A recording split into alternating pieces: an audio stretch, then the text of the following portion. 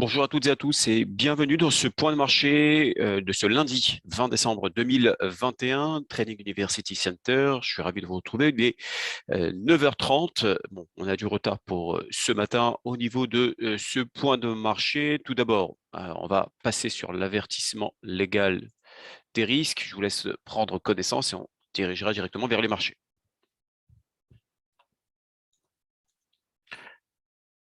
Alors, tout d'abord, un petit bilan des événements de la semaine dernière, un bilan rapide, marqué notamment, évidemment, par toutes les réunions des principales banques centrales de la planète. On retiendra d'abord une hausse, je dirais une hausse de taux, des premières hausses de taux réalisées par la Banque d'Angleterre, donc la BOE, qui avait un taux directeur à 1,010% qui est passé donc à 0,25%. Donc ça, c'est la première, je dirais, à dégainer avant la BCE et bien évidemment avant la Fed et avant la Banque du Japon.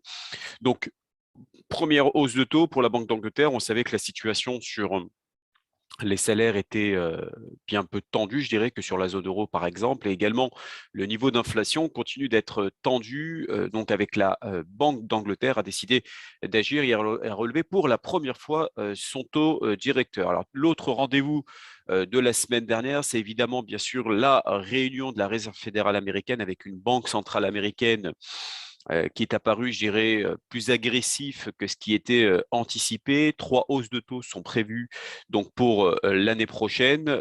3 hausses de taux suivront encore normalement en 2023.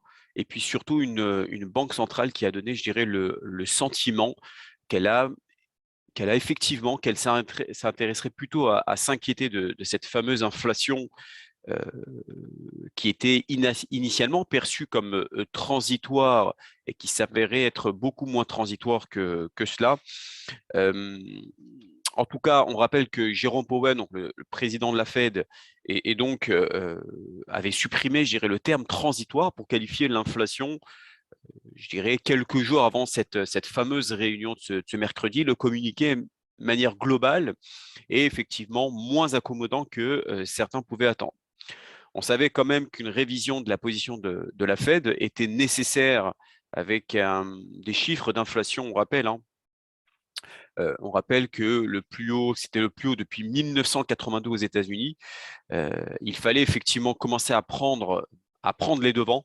Et on voyait également une situation où certains marchés commençaient à déjà anticiper ces mouvements-là. On parle du marché d'échange notamment, par exemple, avec un dollar qui avait largement progressé ces derniers mois.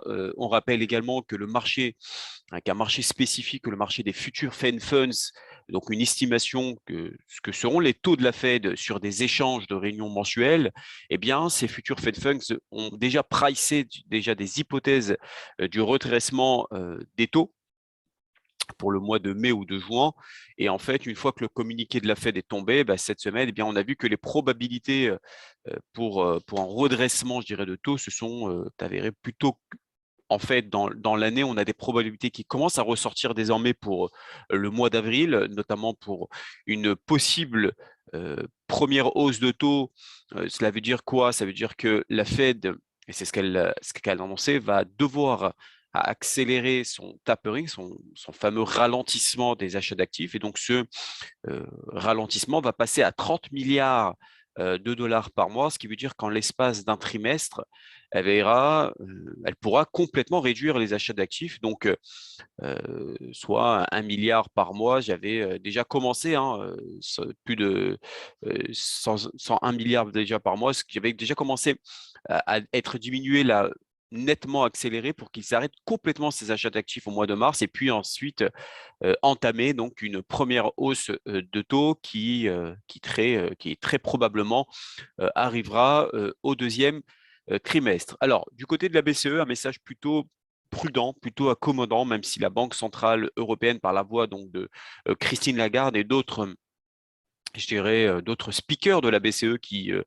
se sont exprimés plutôt en fin de semaine, ont estimé qu'il y avait quand même des risques orientés à la hausse concernant l'inflation, mais que pour l'instant, effectivement, il n'y a pas de nécessité d'agir là-dessus. Et Christine Lagarde donc, estime qu'il est peu probable que nous ayons même une hausse de taux à prendre en 2022. Donc, il est possible que cette position de la BCE, bien sûr, soit un petit peu trop accommodante par rapport à la réalité d'aujourd'hui et que c'est un ajustement de communication qui ait lieu. En tout cas, ça donne lieu à un redressement de l'euro par rapport au dollar, à l'euro qui est un petit peu redressé par rapport au dollar ces dernières heures. Et donc, un élément on continuera de surveiller cette semaine avec un dollar globalement affaibli, un petit peu par rapport aux principales devises, en conséquence, je dirais, notamment de cette hausse de taux de la BOE, donc de la Banque d'Angleterre, et ce qui a fait aussi grimper l'euro, cette tonalité, je dirais, de la BCE que les prévisions d'inflation pour l'année prochaine, qui ont été très fortement rehaussées par la BCE lors de la dernière estimation de la Banque centrale européenne. On avait des anticipations d'inflation, je dirais, qui seraient plutôt aux alentours des 1,7, 1,8, et on se retrouve désormais avec des prévisions d'inflation supérieures à 3%. Donc pour l'année prochaine, donc très très forte révision à la hausse, des prévisions d'inflation pour la BCE, et c'est ça qui fait réagir notamment l'euro par rapport au dollar. On a également cette semaine, on a également eu, géré la semaine dernière, pas mal de chiffres côté américain, côté US, et qu'on retiendra notamment les ventes au détail aux États-Unis qui ont été moins bonnes qu'attendues. Donc forcément, quand on voit des chiffres sur la consommation qui sont un peu attendus, forcément, on essaie de voir s'il y a un lien avec l'inflation. En fait, on voit dans différentes études, notamment auprès des consommateurs américains, eh bien, l'inflation est mentionnée comme un des risques principaux par le consommateur. Et effectivement, c'est pour ça que l'administration de Biden, notamment, a pris ce problème d'inflation à bras-le-corps et en a fait donc une de ses priorités, ceci probablement pour que, c'est pour ça que la Fed a commencé à changer un petit peu son ton par rapport à ça, pour ne pas qu'effectivement cette inflation soit trop élevée pour l'instant, décourageant, je dirais, des consommateurs de consommer. Donc ce chiffre a probablement aussi réveillé pour une partie du marché ce sentiment qu'effectivement la scène était peut-être un petit peu en retard sur sa trajectoire et qu'il fallait effectivement commencer, je dirais, à faire retomber assez rapidement la question des prix. On notera également la semaine dernière une tension qui s'est tapée un petit peu accrue entre les États-Unis et la Chine. Les États-Unis ont décidé de sanctionner d'un point de vue commercial plusieurs entités chinoises, d'autres également de différents pays, comme la Malaisie, la Turquie également. Mais c'est sur la Chine qu'on accueille le plus d'attention de ce côté-là, et la Chine qui a répliqué donc dès le lendemain, indiquant qu'elle défendait sa souveraineté et les intérêts de ses entreprises. Donc voilà, ça se tend toujours sur ces questions un petit peu commerciales entre les États-Unis et la Chine. On a vu que la volatilité globalement sur les marchés, il y a un petit peu, c'est un petit peu reparti donc à la hausse après notamment l'intervention de la Fed le soir même, où c'était même plutôt l'inverse. On a eu une espèce de, comment dirais-je, de détente marquée, donc un petit peu artificielle en fait, des marchés qui ont beaucoup grimpé juste après le communiqué de la Fed, mais ça n'a pas tenu bien longtemps parce qu'effectivement, il n'y a pas de raison, hein, cela, que le communiqué de la Fed était plus agressif que ce qui était anticipé, et les marchés qui ont tous relâché le lendemain, voire le surlendemain, notamment les valeurs tech, les valeurs technologiques américaines, dans le Nasdaq et bien sûr dans l'indice de référence de la finance mondiale, le S&P 500. Donc ça, bien sûr, ce sont des niveaux à surveiller, des relations pour les États-Unis et la Chine. Il y a juste une petite information positive, par contre, entre les États-Unis et la Chine. Apparemment, selon des sources chinoises, les discussions ont lieu notamment et actuellement entre les deux puissances concernant la transparence des entreprises chinoises qui sont cotées sur la place américaine. Vous savez qu'il y a quelque temps, il y a eu des menaces de délisting de part et d'autre, hein, d'ailleurs, ces groupes chinois cotés sur le marché américain. Eh bien, il semble que les discussions à ce sujet, notamment concernant l'audit, c'est-à-dire la transparence des données qui sont communiquées, eh bien, aux actionnaires en fait, de ces entreprises chinoises, notamment des fonds d'investissement américains ou les particuliers américains qui achèteraient ou qui prendraient des actions de ces entreprises. Alors, on a eu donc la semaine dernière, je dirais, sur le marché, une semaine plutôt défensive. Qu'on a vu une semaine défensive, donc bien sûr sur différents actifs. On a vu le pétrole qui était plutôt stable. On a vu des marchés actions qui ont alterné des séances de hausse et de baisse avec des gaps donc des trous de cotation, on va dire, assez importants, ce qui montre que le marché ne sait pas trop sur quel pied danser par rapport à ça. Des points du point de vue macroéconomique, il y a des statistiques qui restent bonnes et des prévisions de croissance pour l'année prochaine qui restent bonnes, mais les sujets court terme qui souvent des sujets de préoccupation, ce qui sont des sujets qu'on cite chaque semaine, c'est des sujets effectivement liés au ralentissement des programmes monétaires des banques centrales, des questions sur la nature des résultats des entreprises, notamment au quatrième trimestre, dans un environnement de hausse de coûts relativement marqué pour les entreprises et de hausse des salaires dans certains pays, et puis des questions toujours sanitaires, évidemment, avec les variants Omicron. Donc ça, bien sûr, ça participe bien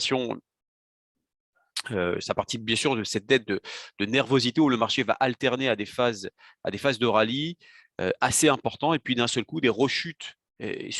Voilà, ça ouvre donc des trous de cotation et puis le trou de cotation soit important entre la clôture de la veille et l'ouverture le lendemain. Et plus ça signifie que le marché a du mal un petit peu à se positionner, en tout cas à se positionner d'un jour à l'autre. Et donc ça se traduit donc d'une manière d'incompréhension au niveau des marchés. Donc, il n'y a pas de panique sur les marchés, mais on voit des acteurs en ce moment du marché qui ont du mal un petit peu à se fixer un prix juste et stable sur différents actifs, notamment durant la semaine dernière. Et il serait, je dirais, assez logique de voir ce contexte se poursuivre jusqu'à au moins la fin de l'année. Parce qu'encore une fois, si on attend les résultats des entreprises, on pourra voir un peu plus clair sur l'impact des nouveaux variants, Delta et Omicron, pardon, si on attend de voir l'impact, bien sûr, sur l'actif des entreprises et également l'impact lié à ces hausses de coûts, pardon. Effectivement, peut-être le marché, là pareil, s'expose ici d'ici la fin de l'année. Bon, a été plutôt bonne, plutôt au moment, si on regarde un peu les gérants d'actifs avec des performances indicielles qui ont été bonnes. Donc, tout à fait possible qu'on ait un marché qui reste calme jusqu'à la fin de l'année en attendant, encore une fois, d'y voir un peu plus clair, notamment sur les résultats des entreprises. Une information également importante en fin de semaine dernière, c'est bien sûr la dégradation de l'agence de notation, le Standard Poor's d'Evergrande. Donc l'agence a dégradé le principal promoteur immobilier chinois à la note SD, c'est-à-dire défaut sélectif, qui donc l'avant-dernière note avant un défaut total. Donc cette situation ces situations qui sont très fragiles du côté de la Chine, euh, mais on voit pas de panique sur les marchés, ni de la dette d'entreprise, la partie high yield, la partie à haut rendement, ni sur le marché action chinoise. Il y a peu de panique ces derniers jours. Alors toujours se méfier effectivement de ces paysages un petit peu contrastés, c'est-à-dire qu'on voit effectivement qu'il n'y a pas de vraies bonnes nouvelles sur le front des promoteurs immobiliers. Pour autant, le front de la dette qui s'est un petit peu stabilisé, ça a beaucoup baissé quand même. Le marché obligataire pour les entreprises en Chine s'était largement dégradé des valorisations d'obligations qui avaient euh, véritablement baissé ces derniers mois. Mais disons que depuis là, je dirais la situation finalement est arrivée presque à son paroxysme pour Evergrande, c'est-à-dire que des non-remboursements et donc un défaut sélectif, on voit que le marché de la dette d'entreprise, les valorisations n'ont pas rechuté plus lourdement. Donc voilà, ça ne remonte pas pour autant, mais ça ne s'est pas redégradé. Il y a peu eu de surcoût baissier, je dirais, après ces différentes annonces. Donc, est-ce que c'est un signe peut-être d'un début de stabilisation? C'est un peu tôt pour le dire, mais je dirais, effectivement, le ton je dirais, à la paille, il n'y a pas d'autre choix pour l'instant. Il faut qu'il y ait une détente sur le marché obligataire d'entreprises chinoises. Plus ce rebond des indices de premier rebond, on peut marquer, je dirais, voire 5, 6, 7% et l'emprunt commencera un petit peu à dire que le changement de la situation est sous contrôle. Pour l'instant, bon, c'est un petit peu délicat en ce moment. Autre attraction, je dirais, la semaine dernière, c'est, on passe au programme rapidement juste après pour cette semaine, c'est le gaz. Le gaz qui poursuit donc son ascension assez folle en Europe, une vraie divergence entre les cours, avec les cours du gaz aux États-Unis, donc le gaz naturel, le gaz coté sur les marchés. On voit une trajectoire qui s'est complètement affaissée côté US. Donc, il y a vraiment une divergence massive avec l'Europe. La question notamment qui revient souvent, c'est la température, la question de température, mais qui n'est pas la seule question et le seul responsable, bien évidemment. La situation géopolitique Russie, Europe, Ukraine explique largement ces mouvements-là. Mais pour un nouveau repère, des niveaux de prix de gaz naturel en Europe, ils sont je dirais, pas supérieurs à ce qu'ils étaient, je dirais, bon, la situation, ils sont par rapport je dirais, à la même période en 2019, c'est-à-dire avant la crise de Covid, il y a eu des cours du gaz naturel qui étaient soit différents places d'échange en Europe qui sont 9 fois supérieures à ce qu'ils étaient à la même période en 2019.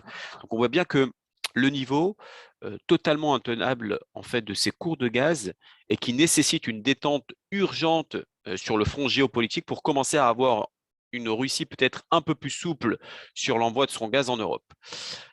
Une bonne nouvelle, quand même, pour la semaine dernière, c'est bien sûr les délais qui semblent se raccourcir un petit peu sur les questions de logistique au niveau mondial, notamment sur le délai qu'il faut pour décharger les ports conteneurs, sur le nombre de ports conteneurs coincés dans les ports parce qu'il y a eu effectivement embouteillage. Eh bien, on voit que ces chiffres commencent un petit peu à se détendre, un petit peu. Hein. C'est très, très léger. Donc, c'est, je dirais, un tout début d'inflexion. Mais c'est quand même une première bonne nouvelle sur le front de la question, hein, des pénuries et des prix notamment.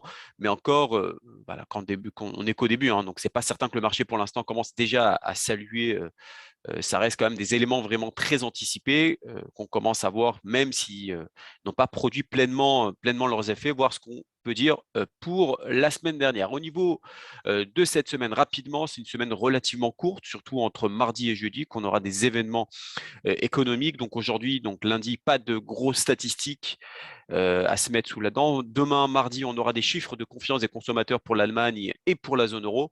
Mercredi, on aura des chiffres, donc le chiffre du PIB, donc de la croissance donc américaine, le chiffre final, donc 5 à 3 chiffres qui tombent à chaque fois pour la croissance aux États-Unis. Là, c'est le chiffre final. Donc, on va quand même surveiller, même si on ne va pas s'attendre à trop de surprises. On aura des chiffres importants, par contre, à surveiller pour la confiance des consommateurs aux États-Unis, justement, elle qui sera mesurée donc par la conférence board. Ça, effectivement, il y a 2 mesures d'Université du Michigan et conférence board. Là, on aura la mesure du conférence board, évidemment. Un élément majeur en ce moment, comment se comporte, je dirais, comment se porte le consommateur américain, quel est son moral en réalité. Et ça, c'est un élément important pour les marchés. On rappelle que la consommation, c'est 2 tiers du PIB aux États-Unis. Les ventes de logements également aux États-Unis, ce sera mercredi, les ventes de logements existants. Et puis jeudi, on aura les commandes de biens durables aux États-Unis. On aura également, bien sûr, les données sur les dépenses personnelles des Américains et leur niveau de revenus personnels. Et puis, un chiffre sur les ventes de logements neufs. Voilà ce qu'il y a à suivre cette semaine. Au niveau du programme du jour, voici les différents actifs qu'on va regarder aujourd'hui. L'action américaine Tesla, le Bitcoin, l'argent et l'USD CAD. On va passer d'abord sur l'action Tesla. Donc là, vous avez effectivement sous vos yeux le graphique sur Tesla avant de passer sur la partie technique. Aujourd'hui, est-ce que acheter des actions Tesla, alors bien sûr, hein, a été une opération très rentable lorsque l'entreprise a subi une correction majeure, au moment notamment où nous allons bientôt dire adieu, je dirais à 2021, il faut savoir que le plus grand constructeur automobile au monde en termes de valeur présente quand même une préposition risque, comment dirais-je, récompense similaire. Alors l'action Tesla, après avoir chuté donc de plus de 20%, qu'elle avait un record début novembre. Alors là, vous avez le graphique bien sûr sous forme hebdomadaire. Et dans une phase baissière, alors avec cette chute brutale, la valorisation boursière du constructeur donc de voitures électriques est passée sous la barre des 1000 milliards de dollars. À noter que l'action a clôturé notamment ce jeudi à 926,92, vendredi, pardon. Le mois de décembre s'annonce comme le pire mois du titre depuis mars 2020. L'action est également en baisse de plus de 20% par rapport à son fameux record des 1229,91 dollars le 4 novembre, ce qui signale un marché quand même baissier qui est défini comme une baisse d'au moins 20% par rapport à un sommet. Mais les investisseurs long terme, notamment dans les actions Tesla, je dirais, sont assez habitués à ces hauts et ces bas qui sont souvent provoqués notamment par le PDG Elon Musk. Il faut savoir que le dernier épisode de pression à la vente a commencé après que Elon Musk a annoncé publiquement qu'il vendrait 10% de sa participation dans la société. Après notamment avoir réalisé un sondage Twitter pardon, il a vendu des actions pour une valeur totale de 12,7 milliards de dollars sur une période de 5 semaines.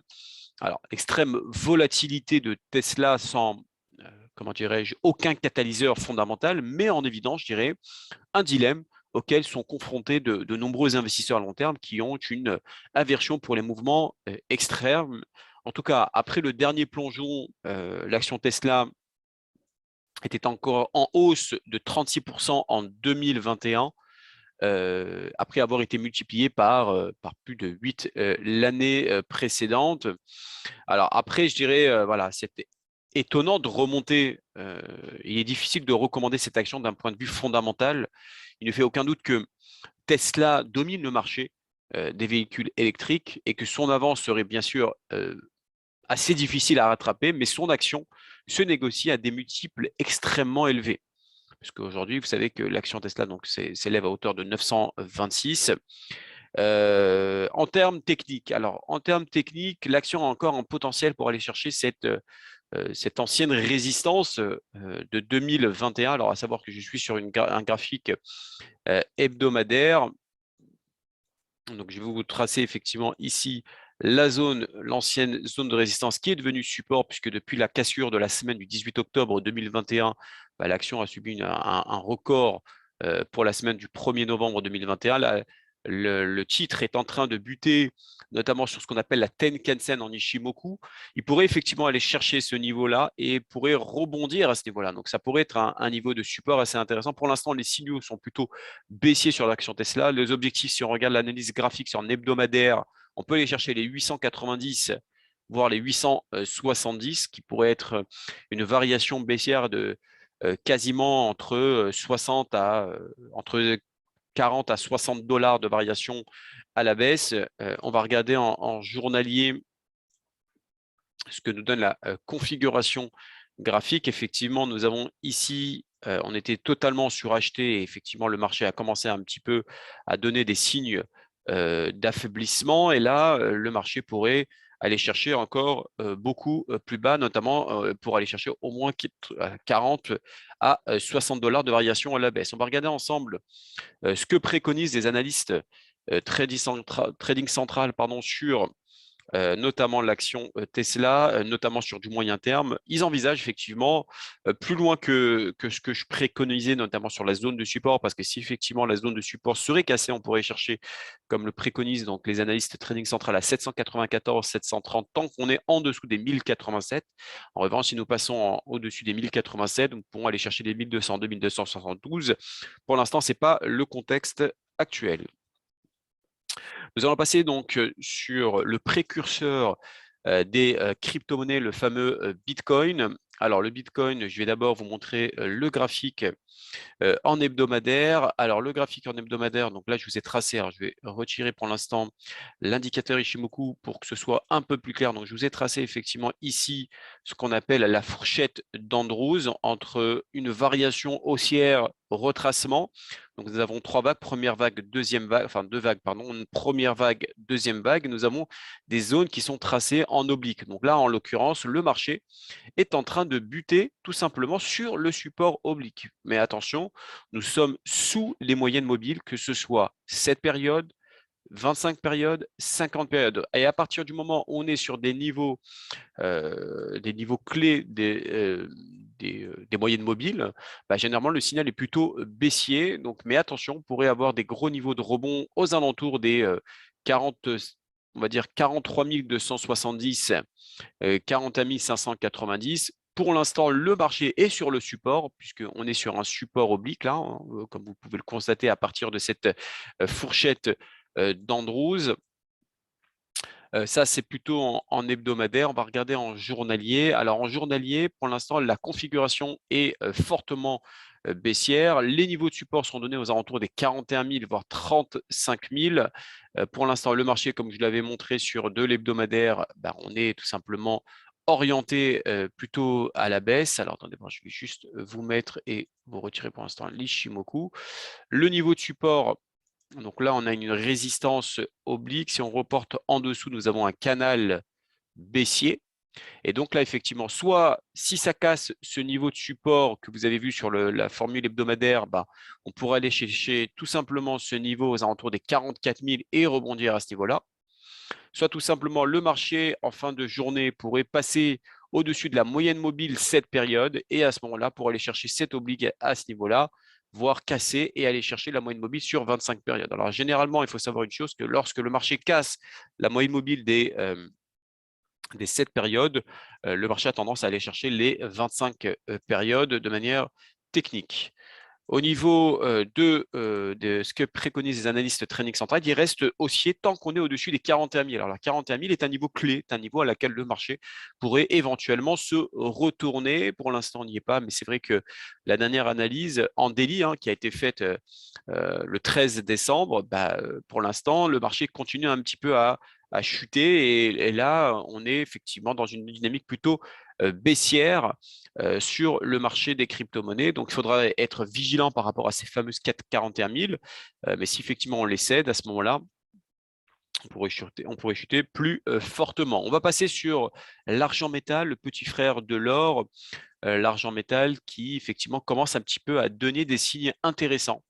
Dans le sens où là déjà, on va regarder déjà en hebdomadaire, on est sur des gros niveaux de support que vous avez ici qui sont déterminés depuis la période 2020, depuis septembre 2020, on a eu un rebond. En novembre 2020, on a eu un nouveau rebond.